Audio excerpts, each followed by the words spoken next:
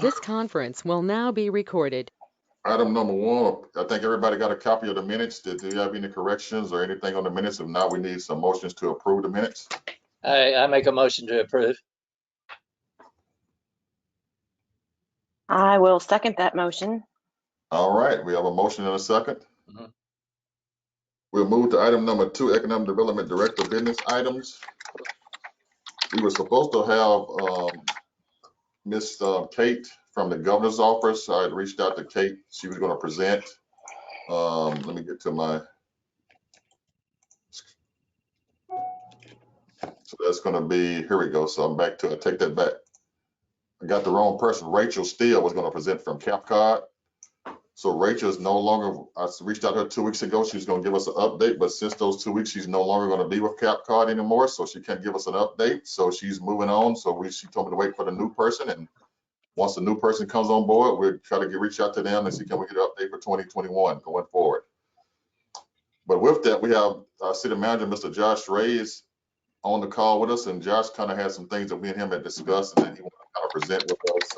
I thought Clive is not logged in yet, but we did speak to Clive as well.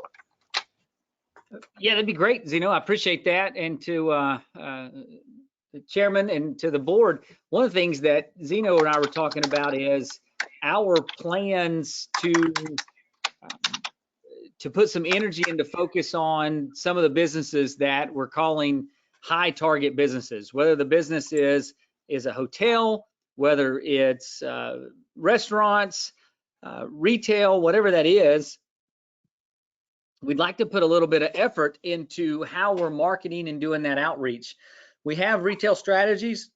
That's fantastic, but we want to do a little more. We want to figure out if there's something that we can do that creates a better portfolio. And this is something that we talked about a couple years ago, and then last year we've rehashed. But I talked to Clive on the phone earlier today, and the question was, how do we look at those properties for these new businesses and create that marketing portfolio for X business? Zeno's had conversations with 3 different hotel groups now that have been interested in Lago, that are looking at their numbers, their financing, their location, how they're going to make a chain hotel successful in Lago. Each time, our plan is showing them the lots, giving them a list of regional banks that may be ready to talk to them or listen to their plan, and then talking about some of the local options that we have. You know, our dialogue has been, wouldn't it be great if we have just a bifold that, just like Retail Strategies has, that is only focused on that hotel? Inside of that, we also recently looked at the 2016 feasibility study, and Zeno made contact with Todd Walker with that firm and said, hey, what would it cost us to update that feasibility study? I think Mr. Walker gave us a number of $4,500, and we could update the feasibility study, put that down to roughly 80 keys, an 80 key facility, 1.5 to 2 acre property on Bronco Loman track. And then in talking with Clive brought up the fact that a few years ago, there was basically a marketing strategy developed with some of these lots. And I think right now, Clive mentioned the lot that's down next to State Farm in Anotamine. And he told us the realtor that's on that property, and you still see the sign out there. And then if you go up above Anotamine, there's 2 0.85 acre lots. And then adjacent, right next to the Bronco new ESD fire station, that lot is basically 1.2 acres, and then there's 4 little residential lots above it. That's another acre. So that's effectively a 2.2 acre lot. The lot next to the post office and Lago Vista Village is 1.8 acres.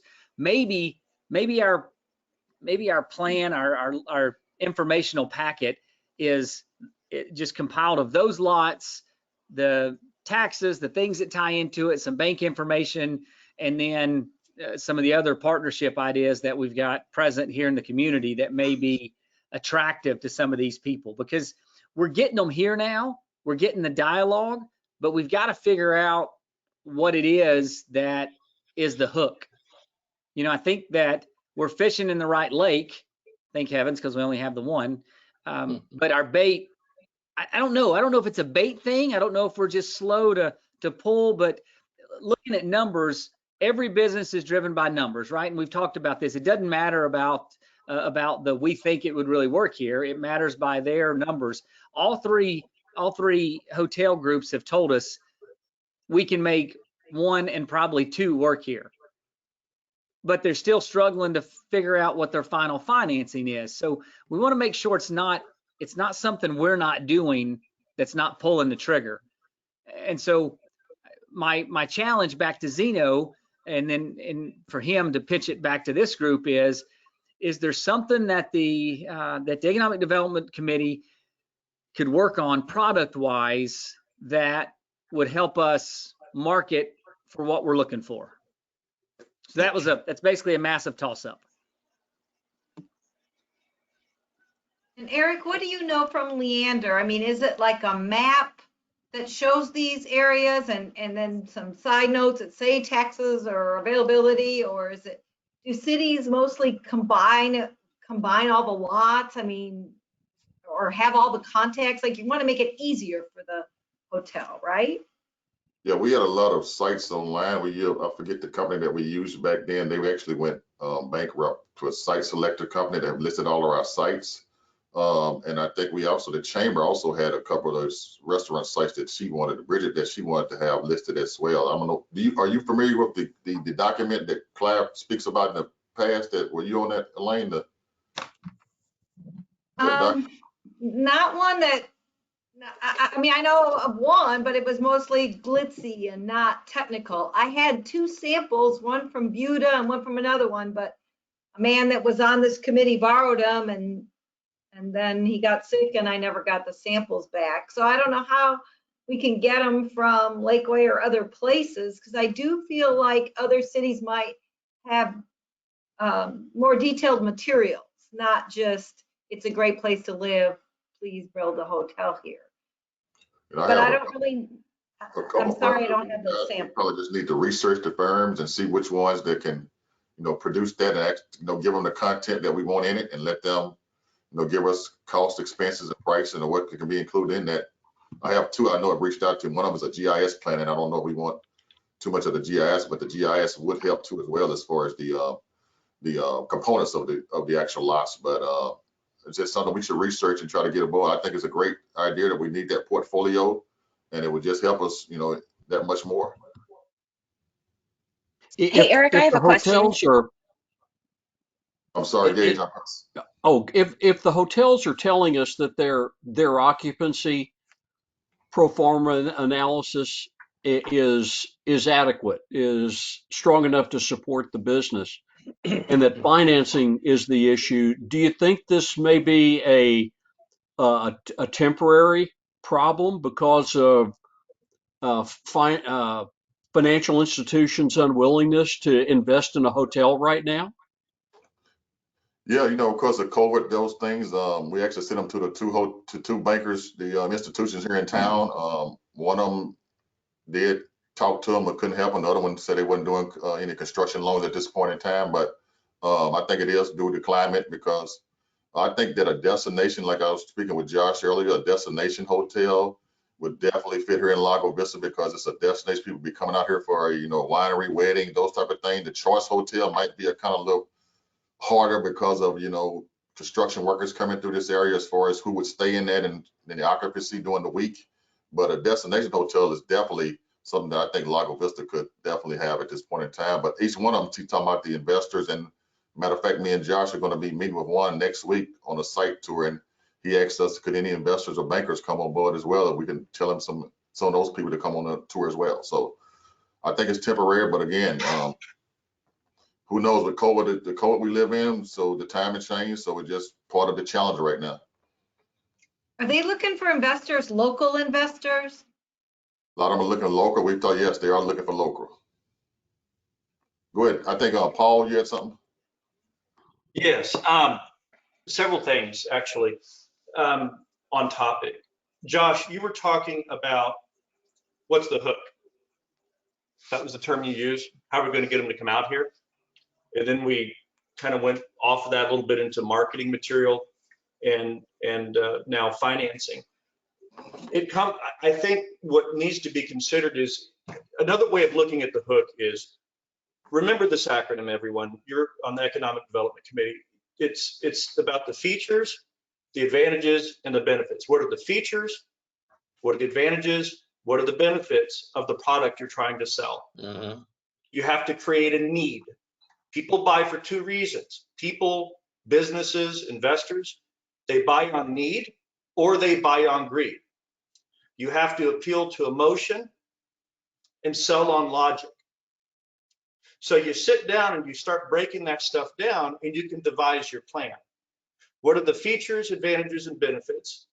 Appeal to need and greed because people buy on logic and we sell to emotion. As it pertains to the financing, right now, the private lending standards have definitely tightened up. What I'm seeing on the macro with the lending institutions and the commercial markets, it's definitely tightened up, but the private capital markets are seeing exponential lending going on right now. And I was reading something this morning, I was searching for it, I can't find it, that came across my news feed, and it was projecting what are the private capital markets, excuse me, not the private capital markets, but what are the refinancing needs of Fortune 500 companies going forward as we come out of COVID and looking forward over the next 4 years. And what they're anticipating is more financing. The reason they need more financing is because things are not looking rosy over the next 4 years. And that's why right now, consumer spending is still not where at pre-pandemic levels. That's another reason why they're trying to get the stimulus, another round of stimulus right now, is because they're watching these economic indicators on consumer spending going down. And remember, consumer spending, like housing, is a huge component of our nation's economy. We're a consumption-based economy here in the US, not an export-driven economy. It's all about consumer spending here. That's why when the consumers are borrowing money, it's good. It means they're spending it. But consumer spending rates right now are 10% higher than what they were pre-COVID. So that's where things get really great, is because if this, I just went blank on Pfizer's drug, and what's the term? I just lost it. You're inoculating the population. Vaccine? Thank you, vaccine. I couldn't find the word. On Pfizer's new vaccine, you've got 10% of this money. It's been consumers. So all of our savings are way up, above 10% higher than what they were pre-pandemic. So pre-March, right? That means there's pent up demand. There's money waiting there to be spent once people get comfortable and they can start getting out there. So that is something I would be reminding these potential investors of. I would be pointing out to these these investors, these companies, in trying to entice them to bring their hotels here, is point to our explosion in the population growth out here. Remind them of how people are flying, the flight from the metropolis out here to the suburbs and where we are in the exurbs, and how that's going to continue. So they need to rent to different demographics. There's just the simple fact that sometimes where you've got high population centers, family come into town, they need places to stay. New construction, the workers need places to stay, as Mr. Zeno pointed out. And of course, the destination. Okay, we're on the lake, but why would people come and stay here at the hotel? What's the attraction at the lake? Where are they going to launch their boats? Is there a water park here on the lake? What is it that they're coming to the lake for? Are they coming for the golf courses? And I'm just throwing a lot out there for you guys to consider on the committee. Private capital markets. Something else that kind of on the macro, a little off topic on the hotel, is with respect to the flight to the suburbs going on. I'm looking on my other computer monitor right now, and I'm reading this. This came out this morning in my Wall Street Journal feed. Apartment rents are rising in suburban markets across the U.S. As city dwellers look for bigger spaces in smaller towns, many of suburbia's new tenants say that this year's shift to a work-at-home model removed a long-standing barrier to living in these neighborhoods, namely a sometimes aggravated commute to downtown city office building. So I'm telling you what you already know, right? That's another reason why Lakeside Tercera is selling out their newest phase before the houses they've even broke ground. So I hope that we as a town, you guys can help provide the guidance that we need out here and come up with a plan. Good luck with the hotel stuff. All I have to say about that. Have we talked to a real estate services company that specializes in, or that has a group that specializes in the hospitality trade? Yes. Okay, that was what was their advice? What did they suggest? That was a big component when we were trying to recruit a hotel to some corporate land that we wanted to develop in my career. What was their feedback? I'm sorry, Eric. Again, pretty much, Gate, it goes back to the financing, to money. I mean, retail strategists have one on the hook that they use several times. It goes back to the financing part of the money component of it. So, and Paul was correct in his assessment on some of that. These commercial versus residential side, the commercial hotel, they're looking at feasibility study, looking at their population, they're looking at traffic counts, they're looking at how many events the city's having, the chamber's having. They want looking to the closest proximity to the major highway or thoroughfare, whether or not you're on a going home side of town versus there's a lot of other components that these hotel chains are looking at, that they're looking at that doesn't the ordinary residential project wouldn't even consider it sometimes. A lot more goes into that. So again, I think that portfolio that you're talking about would also give an eye open. And Josh just talked about the feasibility study that we're going to be reaching out to Todd Walker for. And if he can do that now, because a couple of the hotels that we're talking to, one of them also updated the feasibility study, that's kind of where we're getting it done. So that would help in that regard. Go ahead, Don. Yeah, I just, along with what Paul was saying, part of the sizzle that we may have to offer is we should check to make sure, or check to see if the properties that we're pushing are a part of the POA or not. Because if they're a part of the POA, a hotel buying a property that's a part of the POA, they could theoretically negotiate with the POA to give passes to our lakeside parks. Because remember, the city doesn't have any, and that would really be an attraction. That's a great point, Don. Does the POA operate in that manner? Yes. Do they have Well, any commercial land? That all their land is residential? I was thinking all of it was residential. That's my Not necessarily. Not necessarily. Clyde probably knows it better, better than I do. But I just consulted with my wife, who's on the board of the POA, and I asked. I said, if a hotel buys a plot of land that's within the POA, do they have access to the lake? She said, well, the hotel or the business would be a part of the POA. But they would have to negotiate with the POA to get passes for their guests. That's an interesting thought, and I'd add this. Sorry, Zeno, because my thought is that if the city's a part of the POA, which we are, then if we pay those dues, therefore by Don's rational thought, we would have the same level of access as any other business, and therefore we could negotiate and provide passes to anyone that we wanted to provide passes to for the multiple number of residential lots that the city owns. So Nice thinking, Josh. no, it's not. It's something we've talked about for at least the 3 years that I've been here in Lago, and it's always came out as a zero. So it's a good thought, but I love the idea. I think that's what Eric and I have marketed to these individuals we've talked to already, is how do we tie it all in together? But it wasn't, remember, the point wasn't the hook. I used the hook for how, we already know they're here. They're in the city looking around at the lots, but they need the financing. And what what do we provide to financial institutions to get them to say during this time that yes, they need to invest in one of these properties? I think that's pretty much my question is, how do we make it happen? St. Peter's is on property that's the part of the POA, and so we had talked about having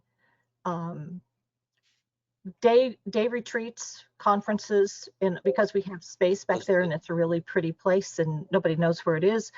And we investigated, and we could give passes to the people who came for that conference can go down to the lake because they're visiting us.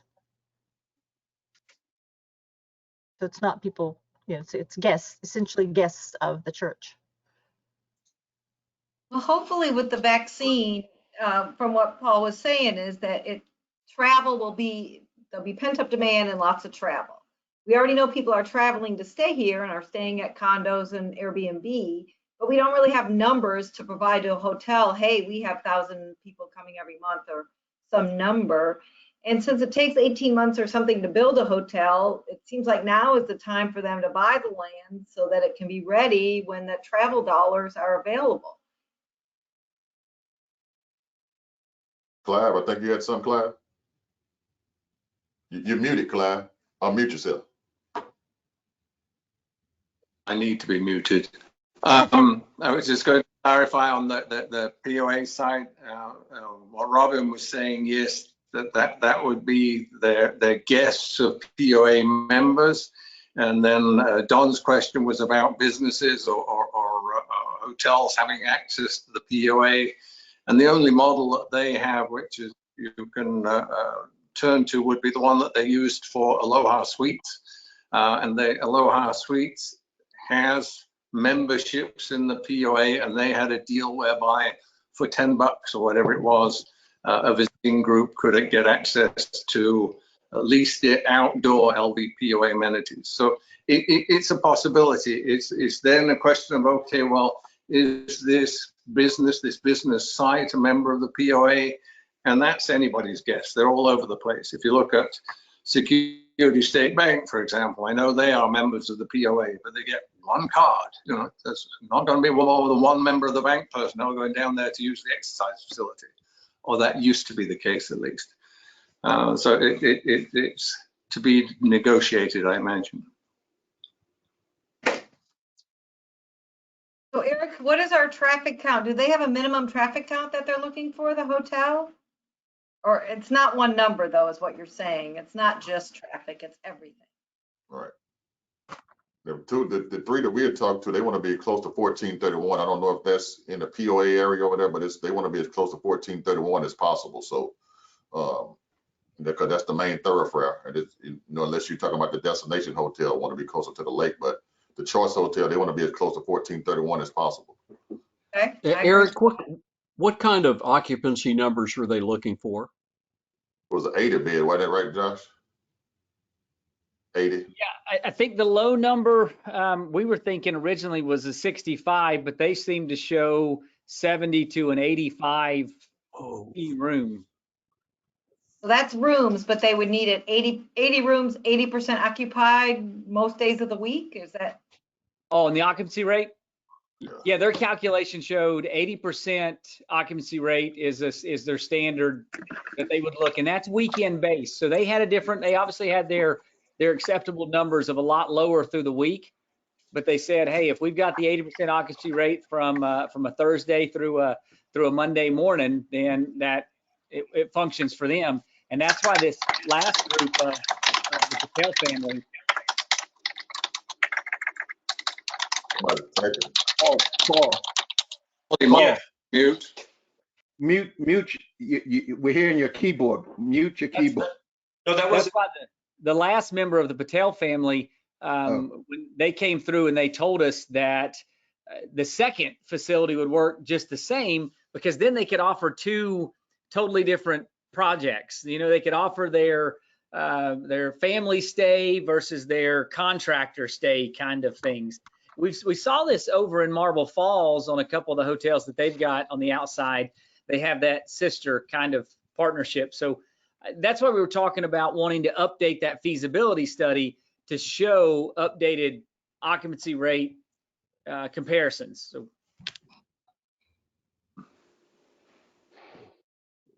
Go ahead, Mr. Dave. What Josh was saying, it sounds like the hotels are having a hard time getting the financial backing to do a hotel. Is there anything that we can do, like Choice Hotels? You sent them to certain financial institutions to try to see if they could get money for the hotel. Is there anything that we could do at that point with the financial institution to let them know of our need for a hotel, of our desire to have a hotel in the city of Lago Vista? I don't know if that's something we can do or if that's against the rules or what.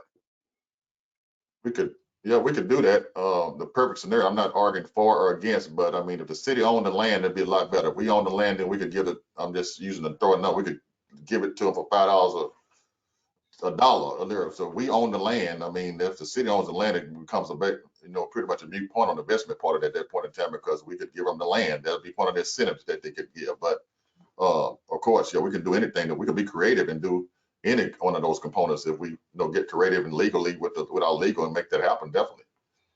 the thing we've looked at, Mr. Williams, is the fact that we've thought there's two things we can provide them. We can show them our feasibility study, and when we update it, we'd give them an updated version. Second thing we'd show them is our lodger's tax information, our hotel tax. Between those two items, which that's what we've talked to all three groups now, that gives them the foundation for the amount of short-term rentals that we're experiencing in Lago. You got to think annually, we're seeing a revenue stream of $80,000 to $100,000 on just our hotel tax revenues from the city side. So that gives them an economic indicator on how much activity we're having from people that are finding places to stay instead of simply going to their selected hotel chain and saying, oh, I'll stay at the Holiday Inn Express in Lago Vista. That's the numbers show well. So I don't think it doesn't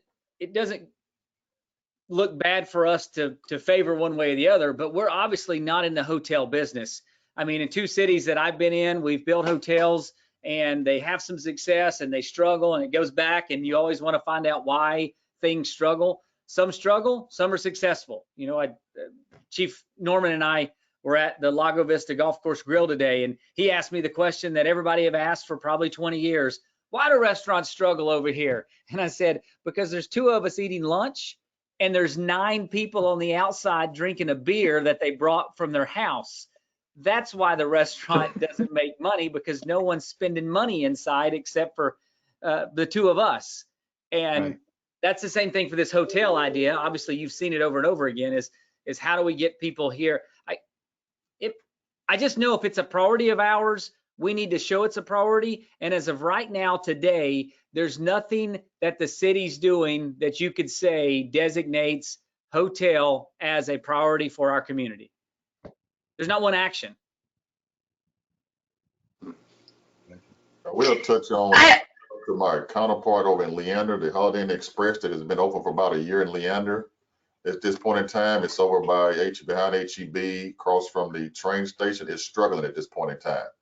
And he pretty much took him 3 or 4 years to open because he pretty much did all the construction with his own crew that he had. But they're struggling because, once again, they was counting on events being there, people coming to train and getting off. The COVID again took control of the ACC being virtual, not in-person students. So it's a lot of components. So I mean, the hotel, I mean, we think of a lot of things, but they look at a lot of different factors, and when they put their money out there to see if they're going to spend it in any community. Again, we got competing cities too, so we have to be unique. I mean, we got competing cities, not just Lago said we need a hotel. We got other cities that we need a hotel, so we're competing cities with city to city. So it's a lot goes into it. I think I saw Clive first. I think it was Clive. Oh, Paul. Paul, I'm sorry, it's Paul. What's your hand? Thank you. I won't be as long-winded this go around, y'all. but I did just send an email. I don't have everyone's email addresses, so I just sent something to Josh, David, and Eric and asked them to forward it to you guys. It's just some of these charts and these stats that I'm looking at. You know, before you buy or sell anything, you always want to go get educated first. And when we're trying to sell a hotel to people, we need to get educated with what they're looking at, what considerations they have to weigh. To that end, one thing I did not forward because I can't find it is last week I saw a data point that said the average across the US, the average daily hotel revenue, not profit, the daily room revenue amount is $42. It's $42 a room is the average revenue amount across the United States right now. It's in the tanker. Yeah. I just said right now, 60% delinquency. I'm looking at a chart that I just forwarded. For the week of October 20th, the hotels are experiencing 19% delinquency on their mortgages. Commercial delinquencies for hotels is 19% right now. Financing is not easy for these guys to come by. Right. Correct. Just wanted to share that with you. Guys, I don't mean to play devil's advocate. Maybe I am a little bit, but in view of those numbers, I wonder, you know, whether we're faced with a situation that we mentioned just a little bit ago, which is, are we just swimming upstream right now temporarily because of this COVID situation? You look at numbers like that and you can understand why a banker is just not going to be willing to invest in a hotel property right now. But well, that's the $1 million question. What you saw, for example, in the markets yesterday is you saw a peak at one point in one of the indexes of 9%. 9%. They just priced in a matter of about the first 5 minutes of the bell, peak perfection of what you can expect if this vaccine works out. But when you look at the prevailing trends, if you look at the macroeconomic numbers on consumer spending, on employment, not unemployment, but employment rates. I'm trying to see on the screen here. Okay, so you've got a chart that looks like this. That was the trajectory of growth. Well, what's happening now is that growth is running parallel and lower. It's not getting back up to pre-COVID levels. So you're not going to see a lot of this consumer spending come back, at least not in the foreseeable future.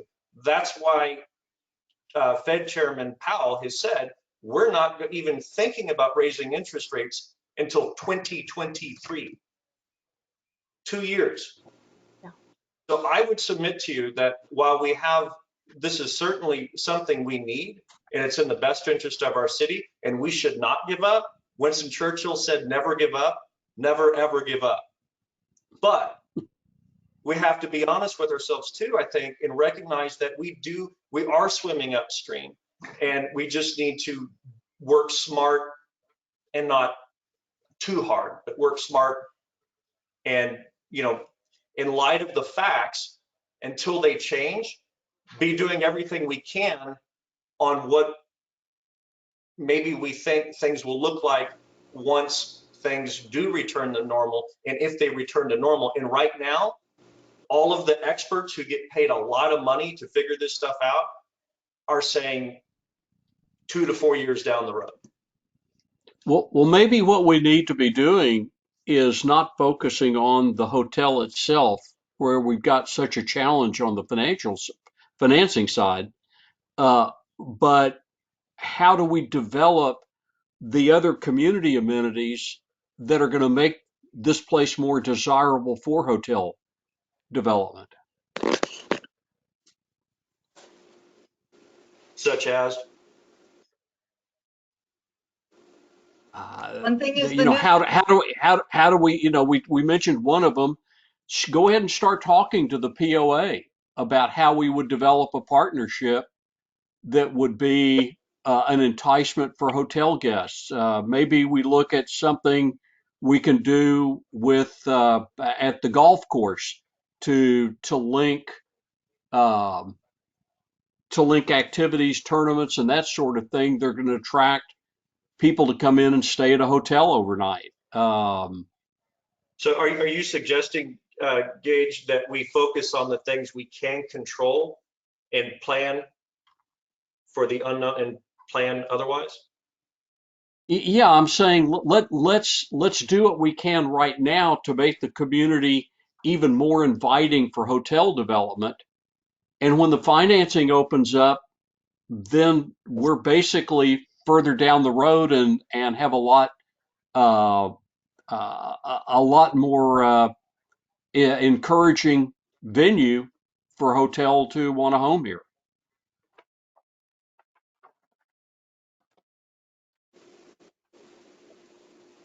About to say something, Claire?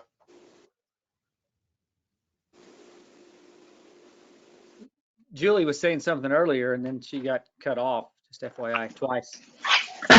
Thanks, Josh.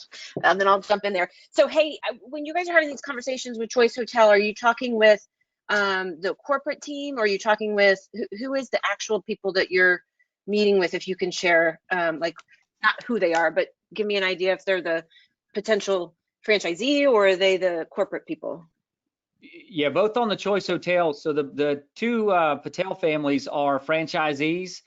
This last one, they are the franchisees, and they were just designated 6 La Quinta sites for them to open.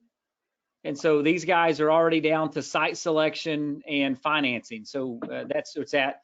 On this last group that we're meeting with next Thursday that Zeno brought in, these guys are the ownership of the team. So they've actually started this cobblestone group in 2006, 2004. And so they're the founding fathers. Okay, very good. And the reason I asked that is just obviously through, obviously my franchise background, I have lots of lending relationships with franchise lenders on a national level. While it'd be great if we could find lending, that could contribute back to our small town would be great. But if I could make some introductions to those, to the national lenders, I'm more than happy to do that. There's the bait on our hook right there, Mr. Paul. That's the whole issue. The rest of us can sign off now, and you just keep talking to Zeno. Everything else is solved if you can do that, because absolutely. The point is, we're hitting it on the community build. We already know what the community build here, and that's what Zeno and I are pitching to them for the hour and a half, 2 hours, or 6 months that we're talking to them. They need your connection. No problem. I'm happy to do that, because those folks, La Quinta's already vetted them. So, by taking them to, our community, packaging them, their experience, La Quinta's belief in them, our community package, and presenting them to a lender is just, that's what I do. So, Eric, we can take that offline, and I can make some introductions between you guys and the lenders, or however we want to do that. Just let me know. Please do. Yes, ma'am. So moving on, we're going to move on. I will say this to the, thank you for that. And we continue our conversation with the hotel. And I think that portfolio is something that we still need to look at, probably compiling or talk to a couple of firms or companies that can probably help us create that document would be great. We will be following up, I think, either today or tomorrow, where we are closed tomorrow, on the feasibility study. So I think his turnaround told us about 7 to 10 days with the turnaround time on getting that rewrite on that feasibility study. Also, but I will say this, that we are doing some positive things in Largo, because the Cobblestone group, that hotel chain that Josh spoke about, that I've been speaking, one of the reasons that they really like this is because our sales tax distribution numbers that we sent them. So I know Josh is more fluent in that. I think the calendar year we eclipsed 600,000. That's the first time in the calendar year. Is that correct? If I'm recalling correctly, Josh? You're correct. We've never come close to those numbers. I'm trying to, if Dave's still there and he gives me some sharing potential, I'll see if I can find, I usually keep that up here on our taxes, but I got you right here. I can send it to you, right back to you. There we go. Share that. I don't know why I'm sharing. I don't have the screen up yet, but the point being, those numbers are fantastic to see. The sales tax numbers over the course of this year. We've seen similar numbers for the year.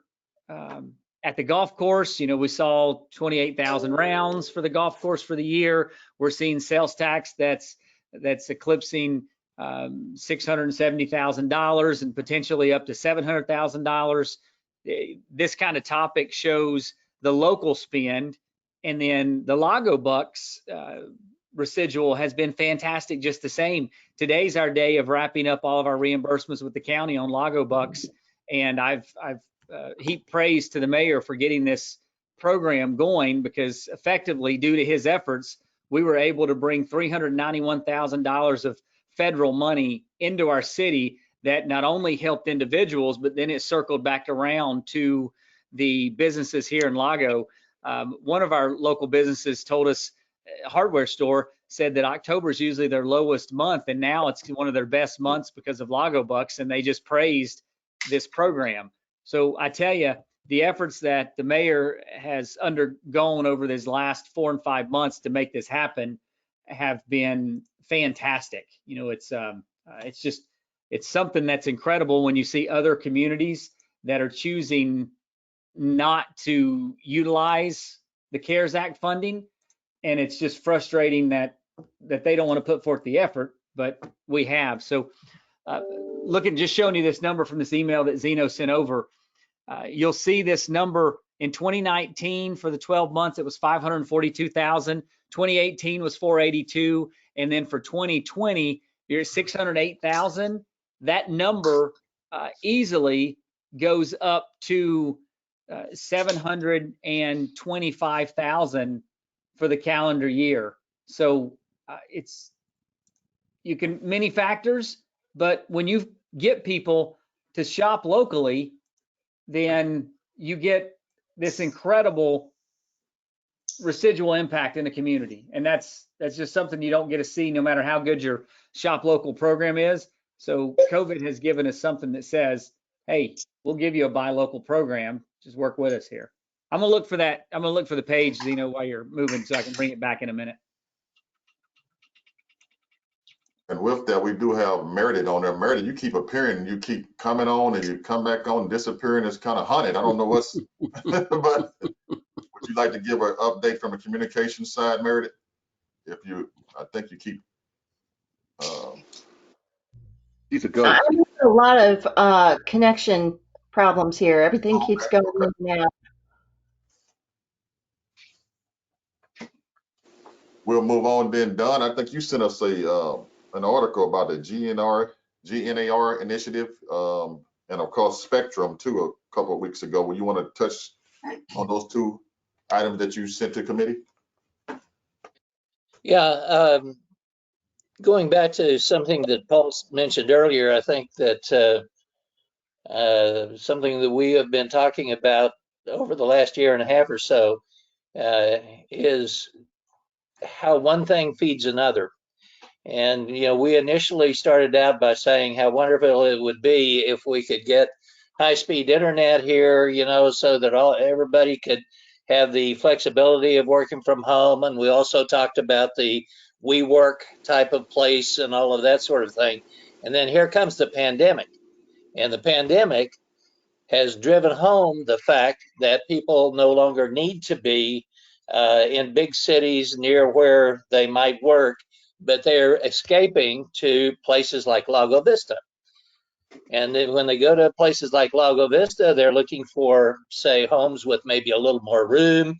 They want to put in their home offices and all of that sort of thing. And come to find out that this is happening all over the United States. And it's something that we should be able to take advantage of. It's like a low-hanging fruit. If we can pick this low-hanging fruit, then one thing will bring another. If we can get folks to come out here, then we'll have more tax revenue. And with that more tax revenue, that will reveal that the people are selling more. We will be more attractive to hotels, to restaurants, and so on and so forth. And it's a phenomenon that's happening now that probably will change the face of the way people work and everything like that. And this GNAR thing is an initiative by some universities that are in areas that have already experienced this sort of thing, where they have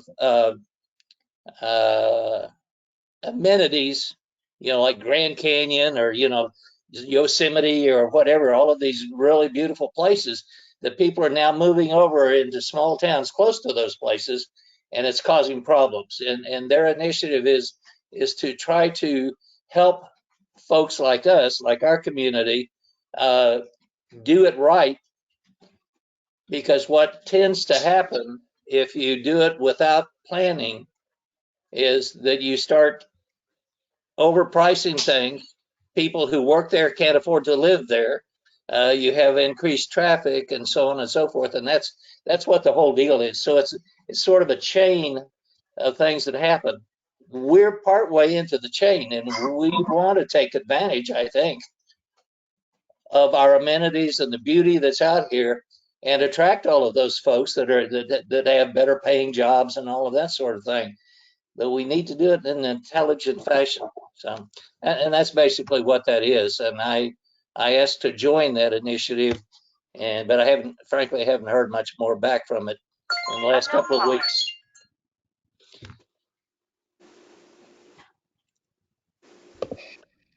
Eric, I can try to give some updates if you can be patient and see if I can actually make it through. I might have to turn my camera off. And Eric is muted. You were. Okay. Just wanted to let everybody know, some of you already do, that applications for boards, committees, commissions are out. Fill them out if you're interested. The deadline now is no later than Thursday, November 19th by 6 p.m. If we receive any applications after the date, they just won't be accepted. You can submit the application by email or in person, a hard copy. You can send the email to Sandra, City Secretary, or you can bring it by City Hall and knock on the door. We'll come out and get it. I believe there might be a mailbox outside. The PDF is a fillable PDF online, so that's easy to do. Just fill it out, save it, email it. If you go on the city website, you can go to, we have a news article, and we also have in our top nav is our government. And then within that, you'll see the heading boards and commissions. That'll take you to the page that lists all of the boards and commissions, showing who the council liaison is, who's on it, which positions are open, and what each board or commission is responsible for doing. There's also a list of qualifications for the applicants that they must meet. And again, the deadline is November 19th by 6 p.m. I'm actually seeing it says 6 a.m. right here on this page. Fix that right away. If you have questions, please contact Sandra Barton, the city secretary. She's the one that will be taking all the applications, and she can answer any questions. I've posted this again as a news article in a page on the website and also on Facebook. I'm sending this out also to members of the President's Council so they can forward that around to everyone they know. Hey, Clyde. Meredith, just maybe you can clarify this, or I think David probably can from last year. Am I right in thinking that serving members whose term is expiring need to reapply if they want to serve an extra term? Yes. The That's three correct. members that the term is up is Russell Murphy, Robin, where's Robin? I saw a minute ago. Robin Summers and Don Chandra. I So think that- all three have submitted. So don't forget to fill out your forms. I've already done it. Yeah. I think all three have submitted. Good. I think they all have. So far. I sent mine in last week. Yeah. Okay, good. I just wanted to say one other thing, and that's to everyone who is a veteran or is a close family member of a veteran. that we thank you from the bottom of our hearts for your service, and you're never far from our minds about what you've done for our country. So thank you. Here, here. Thank you, Mary. You got it. Josh, you got it. Zeno, can I share this screen real quick? Yes, sir. It's not much more than what I was saying earlier. This goes back to the comptroller's site. It shows you the full breakdown, and I've gone over this multiple times, and Zeno and I look at this. If you go to the bottom of this screen, you're going to see the numbers from 2011, 279,000 for the year. Let's jump up to 2016, and we see 416,000, and then jump up to 2020, where we're seeing 608,000. That's the number that Zeno gave us on the email to look at. What I was referencing back to, if you look at just the same numbers from November and December of last year, those two numbers turn out to be roughly 103,000. That would take this number to basically $711,000 on the calendar year of 2020. With any type of increase, which we're seeing month to month and everything you're seeing, the number is going to be $725,000 at its lowest. 725 from the 542, man, that's $180,000 difference from one year to the next. That shows changes in population, that shows changes in buying local, and it shows new business. All those things factor in to create that local economy that's incredible. It's not just 15 $5.99 pizzas from Ike, and it's not donuts from Lago Donut and coffee around the corner. It's eyeglasses and eye exams, and it's kumquats at Lowe's, and it's, I don't know what we're buying at Dollar General, everything. It's everything you can imagine. It's every widget inside of this community comes in to make this number be up to 700,000. So this trajectory is what we're showing people that are looking at business development here in our community, that are saying, are people spending their dollars here? If we have a median income of $80,000, is that money being spent here, or is it staying in our pockets? Well, I think you're seeing that number right here. And that's the thing that we want to keep focusing on. Hopefully, I was hoping that here on the 10th, I would have a number early, but typically they come out on the 15th of the month. So it'll probably be end of this week when I'll have this November number, and then I'll talk to Zeno about it, and he'll send you the email, and this group will see that email come out pretty quickly. But I think this number is going to be, it's 2 months in retrospect, it's going to be a $68,000, $69,000 number potentially. Even if it's at 60 and 60, then there's 120. That puts us up to 728.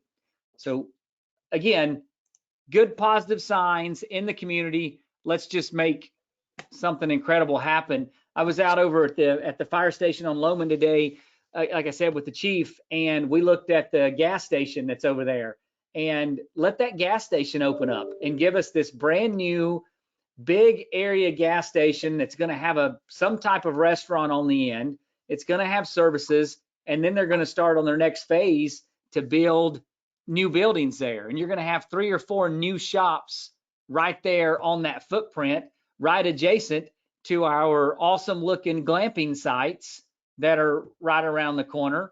And you talk about big fun living. I mean, I can't wait for the night where I see Clive come out of a glamping site over there over to the gas station to get him a cold Dr. Pepper, and then goes back over. It's just going to be a party, people. You don't even understand what we're in for, but it's going to be fun. No one has to agree. It's cool. let you go there, Josh. So I said I agreed. It looks like fun. Tell us what you know about glamping, or do you have contacts? Do you know what they're planning to open? I'm getting calls. I know absolutely nothing about that. All I know is that when I stood on the top of that fire tower today with Chief, I thought that was the best view of Lago other than the Balcones site, and it was incredible. Who cares about using it as a training tower? Let's just go up there, take a sandwich, have lunch, and look out over the Mecca that is Lago. And Can we do that? You can. If you get with Chief Donnie, I would guarantee you, Robin, he will take you up there and let you check it out. It's a heck of a climb. time I got to the top, I wasn't sure if I had COVID or not because my lungs were hurting and it was only like 17 steps. So I think the shingles Yes. are wearing me down. Every Now, time we tell me, go is the around gas that station- corner is the every gas station day. opening in December still, or? The plan on that station is that they'll be opening at the beginning of December. They've processed through everything. They're finalizing their retaining wall and their vegetation. They're making as much progress as they can. When I saw the lights on Halloween night, I thought, hey, it's got to be around the corner, right? And so we come back in and we keep checking with our team here to make sure everything's checked on the boxes. They're close. I think you're going to see them have the trucks start showing up and filling in. The pumps are all in. They've been checked, passed. So soon. And what about the donut place? The sign went down. First was said donuts were coming and now the sign's gone, but I don't know if it just blew away or if that deal fell through. I couldn't Same tell you. part. You know. I'll tell you on that, yeah. All right. How about the fire So- stations? Are they both done in December too? So Chief said today their goal is to wrap everything up on Loman November 18th. And so that's the plan. We were working on, I talked to Jacob Lance today and to our city engineer, trying to make sure we're pushing everything through. I told him, wouldn't it be fun if they actually had a Thanksgiving meal inside the station? Because I did the tour today for the first time and it's incredible. Everything on the Bronco station they're already approved. Everything's done on everybody else's side except for the contractor. So I talked to the electric contractor today who's handling both sites, and he felt like he was wrapped up. So now they just got to finish some inspections. I think both stations are going to be a huge plus to the community, and no one will be able to complain. I think Paul Roberts is going to have the best fire service anywhere around because it's just Paul over there behind them. It's a school and Paul and a fire station. So it's fantastic. But the goal, Elaine, was for Chief said, we'll circle back through with you. And as soon as he's got a hard and fast date, they want to make it a big deal and invite the entire world over to check them out. What's going to happen with the Loman place? What are they going to do with that? What do you mean? That's the one that's over here, not Loman, the one that's there now on, Allegiant? I think you mean Allegiant? yes. Yeah, Allegiant, they're gonna continue to house 2 or 3 pieces of equipment in there, but the plan all along has been for them to give that facility, the use of that facility, to the Lions Club. And then the Lions Club, Dick Weatherly stopped in today to confirm that with Chief, and Chief said yes again. The Lions Club will have use of that facility for a number of things that they do, but they'll really just abandon the site other than simple ownership. Huh, Leave it okay. up to the Lions Club to handle that one. I think we have a couple Lions on this call. Thank you for that, Josh. Thanks, I sir. will touch on, we are working on, Lago Vista Village is working on one more tenant at this point in time. They should be finishing up, according to the property manager, they're finishing up the negotiations to get the other tenant in that location. So we'll have another tenant in the village. I will say also, I want to congratulate Mr. Paul Roberts. As you know, Paul was appointed to the city council. He's been on one of the meetings. So congratulations to Paul. Even though we have an election now, we have 3 new council members. We want to thank Paul for his time on city council because Paul is always connected. He's always involved. So we want to thank Paul for that. So thank you, Paul, for that. And Well, thank you, Zito. I appreciate that. We've got about 20 seconds left on the council, but And if you don't know, we had an election. We have 3 new council members. I think I get the dates wrong. Josh, when they be sworn in, or I forget. I might have the date. I get the dates all mixed up.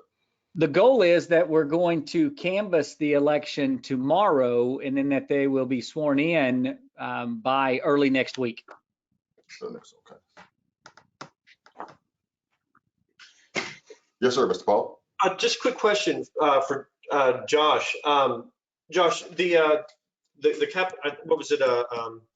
The Capital Metro tax increase package that passed in Austin that affects the.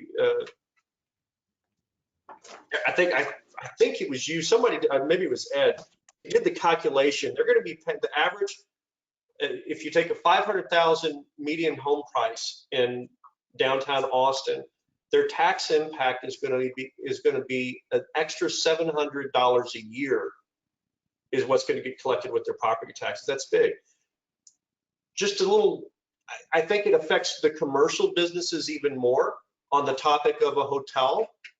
It's important to differentiate ourselves from the competition, so to speak. And that just might be one little thing to point out to these people as those of you who are engaging them directly, remind them that out here, they won't, I'm assuming out here, they won't get impacted by that tax such as they would in Austin. Is that an accurate assumption?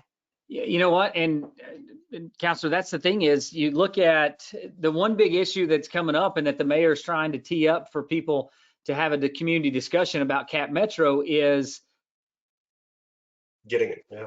It's the buyout. So not only if the citizens can decide to stay in or be out of Cap Metro, but once you get out, there's a buyout that basically closes the loop for Cap Metro, which is fair because because Cap Metro needs to be able to plan their finances just the same as everybody else. But with this new, well, I forget what the project was called for Austin, but Build Out Austin, whatever it is, that shouldn't be connected to our buyout number. Theoretically, the city of Lago Vista could have a buyout number of $2 million. Excuse me, it could be $3 million at this point. So when we're pitching this whole idea back to the citizens to potentially vote on this year, everybody needs to be aware that as that system of public transportation grows, also does our potential debt with the program grow. And so I think it's a great point to be able to tell people being out here should not negatively impact you with your taxes. It should have a positive impact on your taxes, but there's some other things that we need to keep thinking of as a community when we're having this bigger discussion this year. So great point. If I could just expound upon what you were saying there, to like Josh said, that number can grow. This year it might be 2 million, or next year it might be 2 million. You know, this renews. It's I think the contract kind of renews for every 4 or 5 years. If we can get the comptroller to start setting the number instead of this other entity who's setting that buyout number for us, that's a win for us. If we get out of that, he made the point is that every year, 2 million now, maybe 2.5 million later, then 3 million. So it's one of those things. It's just pay the mortgage off as soon as you can. You know, get out from underneath that burden that's hanging over our heads. And one other thing, Josh, I think I heard him about to say it, is that we can recapture that 1 cent, that 0.01 for ourselves. And I think when I was looking at the numbers with Mayor Tidwell, it's about $150,000 a year that the city has to spend. And maybe we could use that money and allocate it perhaps to an economic development fund of some sort. You know, there's a lot of ideas that this board, your committee, can come up with some great ideas, no doubt, at the appropriate time. Yeah, that number, that's the thing that Zeno's been talking to us about, you know, for the last year on having that flexibility with the revenue line items. What can you do if you can allocate part of that $700 or that $725,000? I mean, think about it. We already get $725 for our sales tax. The other $725 that goes to Cap Metro. So if you can do something with that, you could create a public transportation system for X number of dollars. You could create a Lago Bucks extension for X number of dollars. You could go out and create an economic development incentive program for X number of hundreds of thousands of dollars, all within that $725. Or you can hand your $725 back over to Cap Metro and just say, here you go, good luck. So I think we have options. So yeah, good carry on. And keep in mind in that buyout, as Josh is talking about, if you just look at our surrounding cities, Cedar Park is not a member of the Cap Metro, and Cedar Park is doing pretty well, and they're not a member of Cap Metro, even though they have Leander and also, but Cedar Park is not a member of the Cap Metro system. So the train does not stop anywhere in Cedar Park. So just keeping those numbers in there in mind as well. And Josh, when is that election? You say this year, but you mean next year? Is it next May or is it the year after that? It's November. It would be the November election of 2021.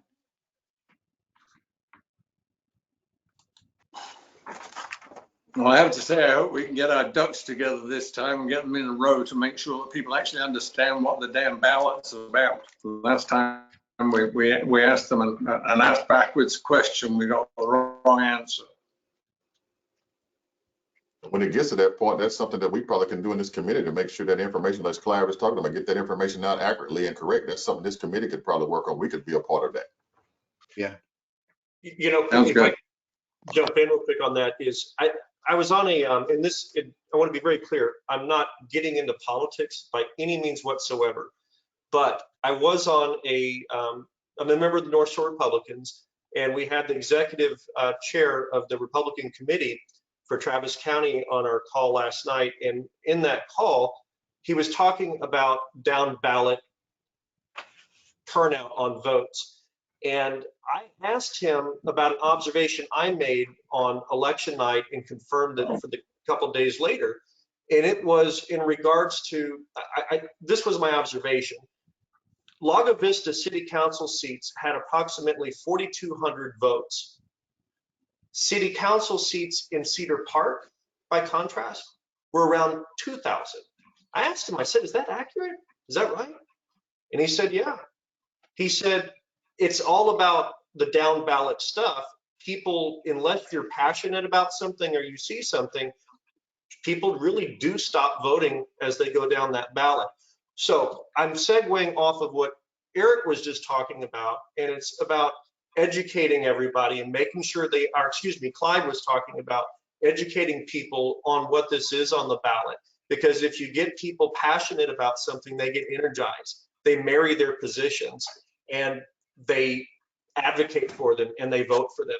And that was one of the reasons he made it the point to say, that's why we had the kind of turnout we did with our city council votes, is because people in Lago Vista do vote all the way down the entire ticket. So that's something I think we as a community should really be proud of, because that's good. We're involved, even though we're not in the census number involvement well, but at least on the ballot stuff. Thank you, Paul. With that, pretty much wrapping up what I had done. Before we adjourn, I want to remind everybody that the POA is putting on a bazaar this Saturday, the 14th, at the campground. And there are over 30 vendors, and the Lions Club will be serving food and so on and so forth. So it's a chance for everybody to come out with their masks on and social distance and have a good time for once. It's from the show is on from 10 a.m. to 4 p.m. Please keep that in mind. Definitely. Councilman Williams? Do we have any update on what the Metro pick around bus is doing for us? Has Metro given us any updates? That wouldn't be me. I guess Josh would probably, I think Josh is muted now. Meredith, do you have any information from Metro? I talked to them. I ran out and talked to them on election day just to confirm that they were giving free rides here to the voting places. Asked how it was going, spoke to one of the drivers just casually, and she said, it's going well. She said she usually drives later in the day, and when she comes on, she's busy, she says. She typically takes people to Lowe's. She takes people to the post office. Dollar General is a big one. CVS, some doctor's appointments, and I think over to like the Bluebonnet Room or the workout center, something like that. But she says she's busy, so that's good. Okay. So you trying to get them to give us a report, Meredith, of I will look into that. that we can get probably to pass on would be great. Sure. I'll do that.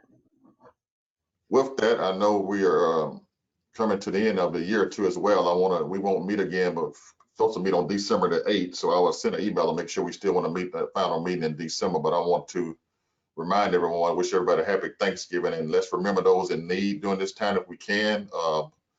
With COVID, financial, mental health and depression. Let's remember those in need. If we can give a little helping hand during this time of the year of Thanksgiving, let's please keep those in need in mind and lend that helping hand if we can. Try to remain safe. With that, I ask for a motion to adjourn. Mr. Chairman.